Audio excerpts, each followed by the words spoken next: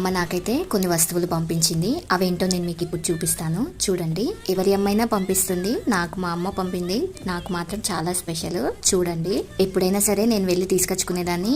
ఈసారి మాత్రం అమ్మ వేరే వాళ్ళతో ఇచ్చి పంపించింది. ఈసారి నాకు వెళ్ళడం కుదరలేదు. సో ఈ డబ్బా ఓపెన్ చేయగానే మామిడికాయ పచ్చడి వాసన చాలా బాగా వచ్చింది. ఈ పచ్చడి మా చెట్టుకు కాసిన కాయలతోనే పెట్టింది. అది మామిడికాయ పిక్క పచ్చడి. మా అమ్మ నా కోసం ఎంత ప్రేమతో పెట్టిందో ఏమో. స్మెల్ మాత్రం అదిరిపోయింది. నెక్స్ట్ డబ్బా ఓపెన్ చేయగానే టమాటా పచ్చడి స్మెల్ అబ్బబ్బబ్బబ్బ అదిరిపోయింది. అంతే, ఇక ఆ స్మెల్ చూస్తుంటేనే నోట్లో ఊరిలు వస్తున్నాయి.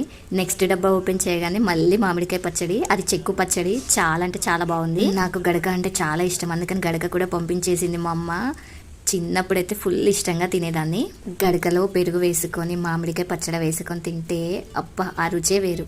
కందిపప్పు పంటలో నుండి వచ్చింది, చాలా బాగుంటుంది టేస్ట్ మాత్రం. నెక్స్ట్ కారం కూడా పంపించింది. కారం బయట కొనేదానికంటే ఇలా పట్టించిన కారం పొడి చాలా బాగుంటుంది. చింతపండు కూడా పంపించింది, కొట్టి గింజ తీసి ఎండబెట్టి కవర్లో కట్టి పంపించింది. ఇవి మా చెట్టుకు కాసిన కాయలే. వీటితో మామిడికాయ పులిహోర అన్నం చేసుకుంటే చాలా బాగుంటుంది.